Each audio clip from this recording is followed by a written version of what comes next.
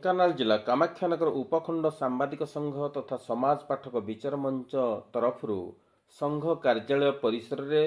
ସାଧାରଣତନ୍ତ୍ର ଦିବସ ମହାସମାରୋହରେ ପାଳିତ ହୋଇଯାଇଛି। ଏହି ଉପଲକ୍ଷେ ଅନୁଷ୍ଠିତ କାର୍ଯ୍ୟକ୍ରମରେ ଉପଖଣ୍ଡ ସାମ୍ବାଦିକ ସଂଘର ସଭାପତି ଶୁଭମ ନନ୍ଦ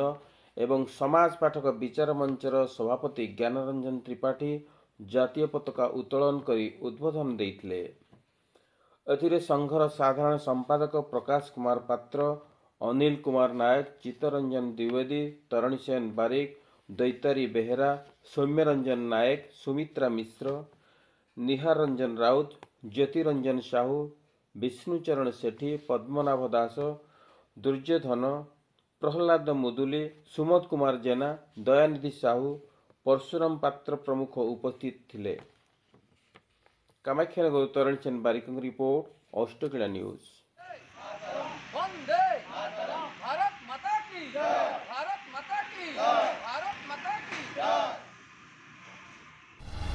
शुभमानंद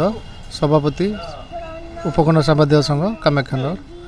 आमर 76तम साधारणतंत्र दिवस उपलक्षे समस्त हार्दिक अभिनंदन जनाइवा सहित गणतंत्र पर्व गणतंत्र दिवस आमर जो भली आगे चलती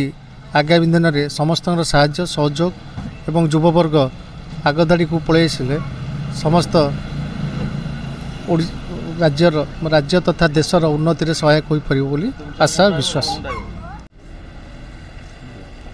76तम साधारणतंत्र दिवस अवसर में समस्त भारतीय भाई भौणी मान को स्वागत तथा अभिनंदन। आज साधारणतंत्र दिवस पालन अवसर में समस्त प्रति यही आह्वान रहिबो जे गणतंत्र को सुरक्षित रखापी एवं संविधान को सुरक्षित रखापी आमे निजर कर्तव्य को सुचारू रूपे संपादन करवा एवं भारतीय समाज प्रति जो आह्वान आसूची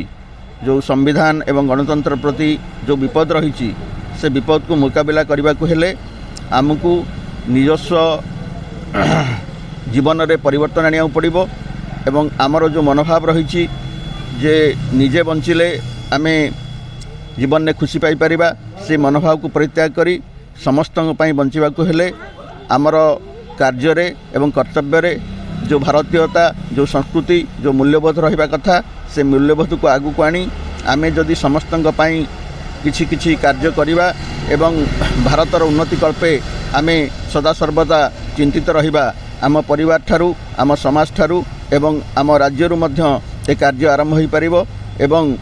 स्व परिवर्तन माध्यम रे पंच परिवर्तन माध्यम रे कुटुंब प्रबोधन माध्यम रे तथा संपूर्ण भाव रे एक नूतन जागरण सृष्टि करिबा पई लोकमान के भितरे जो अंधविश्वास रही लोकमान के भितरे जो स्वार्थपरता रही ताकू परिवर्तन करी भारतीय संविधान एवं भारतीय गणतंत्र को सुदृढ़ करि पारले ताहा प्रकृत रे आमर भारतीय स्वाधीनता संग्रामी मान पई गोटे विराट मूल्यवान अवदान रहिबो एवं आमे समस्ते भारतीय समाज एवं भारतीय गणतंत्र को आगू को नहीं पारिबा एवं विश्व समाज रे आमे एक स्वतंत्र स्थान अधिकार कर परिबा।